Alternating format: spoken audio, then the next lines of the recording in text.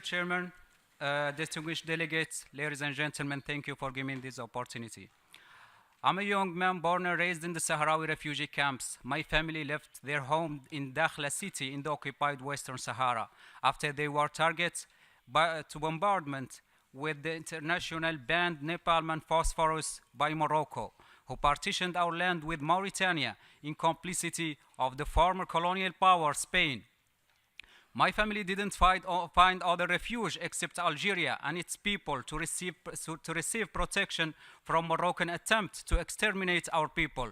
And I would like in this occasion to praise the Algerian noble position and its courageous support that we are proud of and that deserves international and acclamation and support.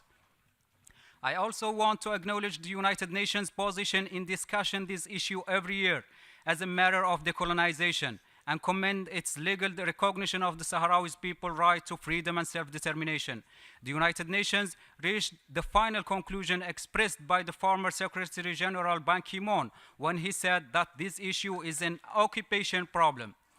Thus, today, all what is left to do is to embody this declaration on the ground by treating the issue under Chapter 7 of the UN Charter, and by the respect by all the member states of the Security Council, France included. I refer to France because it pretends to be a democracy while it backs an invader regime like Morocco. France, which claims support to liberty, hinders and undermines any resolution that include the human rights monitoring in the mandate of the MINURSO. Ever since its occupation of Western Sahara, Morocco has been engaged in a massive violation of human rights, moreover continues to illegally and massively exploit the natural resources of Western Sahara, including fisheries, phosphates, and other minerals. Meanwhile, Morocco still maintains its 2,700-kilometer long wall of occupation, which represents a horrendous crime and major impediment to the realization of the Sahrawis' inalienable right to self-determination and independence.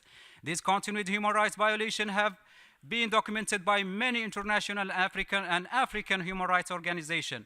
Mr. Chairman, I would like to question if it's legal and it's logical, and if it's logical that the MINURSO consisted of 300 people, received an annual budget of $56 million, doing nothing but tourism, because they didn't organize the referendum, nor they monitor human rights in Western Sahara, while the 200,000 refugees are in desperate need for funding.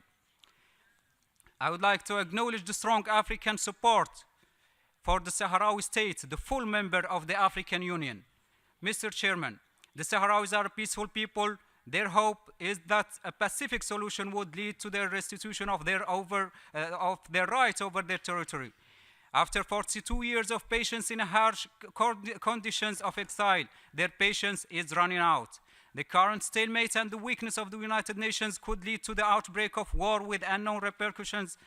Mr. Chairman, I learned from history that no colonial power has ever succeeded to stay forever in control of colonized territories. One day or another, the will of the peoples prevail.